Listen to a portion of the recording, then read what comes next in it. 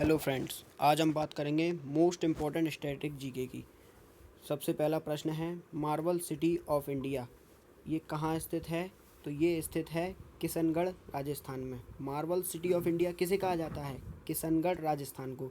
यहाँ पर चित्रकला की किशनगढ़ शैली का जन्म हुआ और यहाँ पर बनी ठनी नामक दरबारी का सुंदर चित्रण इसमें प्रस्तुत किया गया।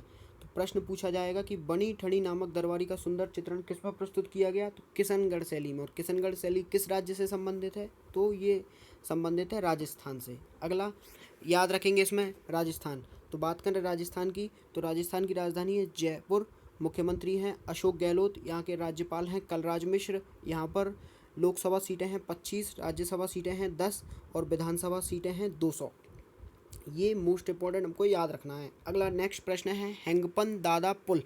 हैंगपन दादा पुल किस राज्य में निर्मित किया गया है? तो हैंगपन दादा पुल जो है अरुणाचल प्रदेश में है और सुबनसिरी नदी पर बनाया गया है। अरुणाचल प्रदेश में किस नदी पर? सुबनसिरी नदी पर बनाया गया है। इस पुल का अन्य नाम है दापोरजी पुल। इस पुल की क्षमता है 40 टन और इस पुल की लंबाई है लगभग 410 फीट। याद रखना, जो हैंगपन दादा पुल है वो किस नदी पर है? सुबनसिरी नदी पर। अगला प्रश्न है, कसोबाल पुल। जो कसोबाल पुल है ये किस नदी पर स्थित है? तो कसोबाल पुल जो है वो रावी नदी पर स्थित है। इस पुल का निर्माण BRO द्वारा किया गया है। BRO क्या है? BRO यानी बॉर्डर रोड ऑर्गेनाइजेशन, यानी सीमा सड़क संगठन द्वारा किया गया है। बॉर्डर, अब बात करते हैं BRO की। तो BRO क्या है? BRO बॉर्डर रोड ऑर्गेनाइजेशन, जो भारत की सीमाओं पर जो राज्य हैं उनमें पुल बनाने का काम कौन करता है? सड़क बनाने का काम कौन करता है? BRO करता है। इसकी स्थापना 1960 में की गई थी। इसका मुख्यालय वर्तमान में कहाँ है? नई दिल्ली में है और इसके वर्तमान महानिदेशक हैं हरपाल सिंह। याद रखना, जो हमारी सीमाएं हैं, सबसे ज़्यादा जो भारत की सीमा को शेयर करने वाला देश है वो बांग्लादेश है। जो हमारी देश की सीमा बांग्लादेश से स्पर्श करती है उसकी लंबाई है कुल 4096 किलोमीटर। तो याद रखना, सबसे ज़्यादा सीमा शेयर करने वाला, बाउंड्री शेयर करने वाला देश कौन सा है? बांग्लादेश। अगला नेक्स्ट प्रश्न है, इसमें पंडवानी लोकगीत नाट्य शैली ये किस राज्य से संबंधित है? जो पंडवानी लोक गीत नाट्य शैली ये छत्तीसगढ़ से संबंधित है और छत्तीसगढ़, इसको वैश्विक पहचान दिलाने वाली व्यक्ति कौन है? तीजन बाई। तीजन बाई ने पंडवानी लोक कला शैली को वैश्विक पहचान दिलाई।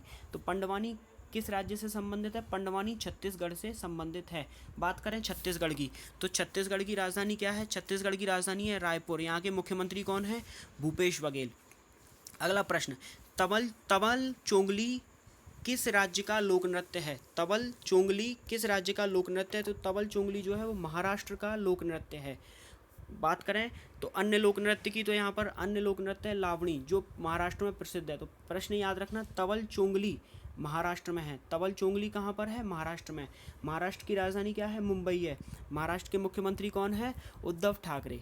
और अगला प्रश्न है, किस नृत्य शैली में कथा भाव महाभारत या रामायण से लिया जाता है? तो याद रखना, जो कथा भाव है, कथा या भाव, वो महाभारत या रामायण से लिया जाता है। उस नृत्य शैली का नाम है कुचिपुड़ी।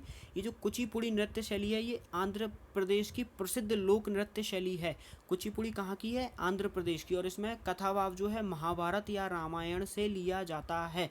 याद रखना, जो आंध्र प्रदेश है, आंध्र प्रदेश की राजधानी है हैदराबाद। अभी आंध्र प्रदेश से एक नए राज्य का गठन हुआ, तेलंगाना का, जिसका गठन 2 जून 2014 को किया गया और इन दोनों की संयुक्त राजधानी वर्तमान में क्या है? हैदराबाद। हैदराबाद अभी मूसी नदी के तट पर बसा हुआ है। अगला प्रश्न बात करें तो कबीरदास जी हिंदी भाषा की किस स्थानीय भाषा में लिखते थे? तो कबीरदास जी जो है हिंदी भाषा की अवधी भाषा में लिखते थे। हिंदी भाषा की किस भाषा में लिखते थे? तो ये अवधी भाषा में कबीरदास जी लिखते थे। जो अवधी भाषा है वो कहाँ पर प्रचलित है?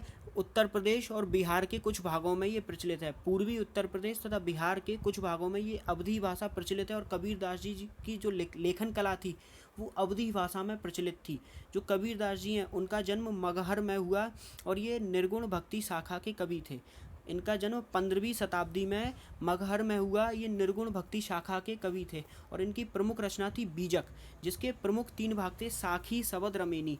तो याद रखना, प्रश्न पूछा जाएगा कि बीजक किसकी रचना है? तो हमको याद रखना है बीजक प्रसिद्ध रचना किसकी है? कबीरदास जी की है। अगला नेक्स्ट प्रश्न की बात करें तो प्रोफेसर टी एन कृष्णन ये किस विधा से संबंधित थे? तो ये एक वायलिन वादक थे। जो प्रोफेसर टी एन कृष्णन थे ये कौन से वादक थे? तो ये वायलिन वादक थे। अन्य वादकों की बात करें तो गोविंद कृष्ण जोगी ये भी क्या है, एक वायलिन वादक थे। ये प्रश्न हमको याद रखना है, मोस्ट इम्पॉर्टेंट है। प्रोफेसर टी एन कृष्णन ये एक वायलिन वादक थे। अगला चंडीगढ़ का वास्तुविद किसे माना जाता है? तो चंडीगढ़ का जो स्थापत्य कार्य है या वास्तुविद है ये ली कार्बूजियर को माना जाता है और ये एक फ्रांस के इंजीनियर थे। चंडीगढ़ के वास्तुविद कौन थे? ली कार्बूजियर। और याद रखना जो चंडीगढ़ है ये एक केंद्र शासित प्रदेश है और ये केंद्र शासित प्रदेश होने के साथ साथ पंजाब और हरियाणा की संयुक्त राजधानी भी है। इसे हम सिटी ब्यूटीफुल के नाम से भी जानते हैं। जो चंडीगढ़ है, चंडीगढ़ की नींव 1952 में रखी गई थी। कब रखी गई थी इसकी नींव? 1952 में। और इसका जो वास्तविक प्लान था वो अल्बर्ट मेयर ने तैयार किया था।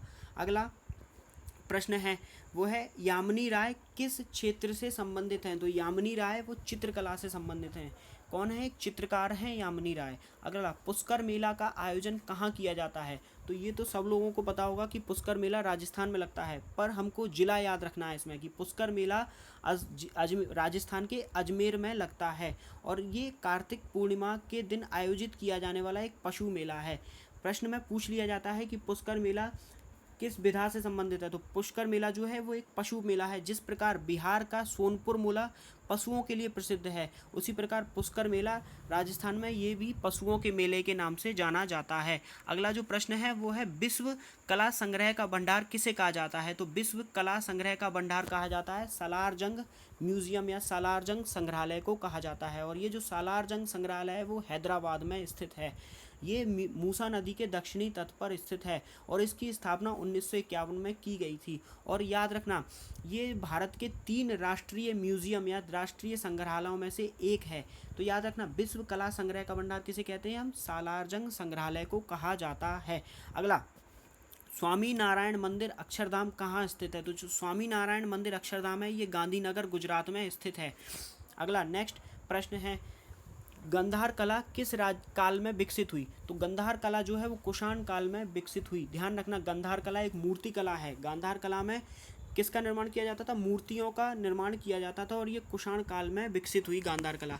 जो कुषाण काल में कुषाण के सबसे प्रसिद्ध शासक थे कनिष्क और इन्होंने कनिष्क ने ही 78 ईस्वी में शक संवत चलाया था।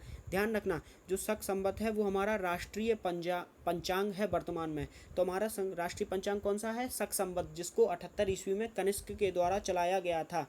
और कनिष्क जो गांधार कला है वो भी कुषाणों के समय में विकसित हुई। ये कनिष्क वही शासक है जिन्होंने पहली शताब्दी ईस्वी में रेशम मार्ग पर नियंत्रण किया था। ये जो रेशम मार्ग है ये चीन से होकर पूर्वी यूरोप, मध्य एशिया और पूर्वी यूरोप के देशों तक जाता है। ये जो रेशम मार्ग है कहाँ से? चीन से होते हुए मध्य एशिया और मध्य एशिया से होते हुए पूर्वी यूरोप के देशों तक जाता है। और इस रेशम मार्ग पर नियंत्रण किसके द्वारा किया गया था? कुषाणों द्वारा, जिसमें प्रसिद्ध शासक कौन थे? कनिष्क थे। अगला निम्न में से कौन ओडिसी नृत्य से संबंधित हैं? तो ओडिसी नृत्य से संबंधित प्रमुख नृत्यांगना है सोनल मानसिंह। ओडिसी नृत्य से संबंधित नृत्यांगना कौन है? सोनल मानसिंह। ये ओडिसी जो लोक नृत्य है ये उड़ीसा का लोक नृत्य है और इसकी जो अन्य प्रमुख कलाकार हैं वो हैं संयुक्ता पाणिग्राही और माधवी मुदगल। तो याद रखना जो सोनल मानसिंह है वो किस लोक नृत्य की नृत्यांगना है? तो उड़ीसी की नृत्यांगना है। और याद रखना संयुक्ता पाणिग्राही और माधवी मुदगल अन्य ओडिसी नृत्य की लोक नृत्य हैं। ठीक है, ध्यान रखना। तो आज के लिए फ्रेंड्स बस इतना ही। आगे का पार्ट हम नेक्स्ट वीडियो में कवर करेंगे। धन्यवाद।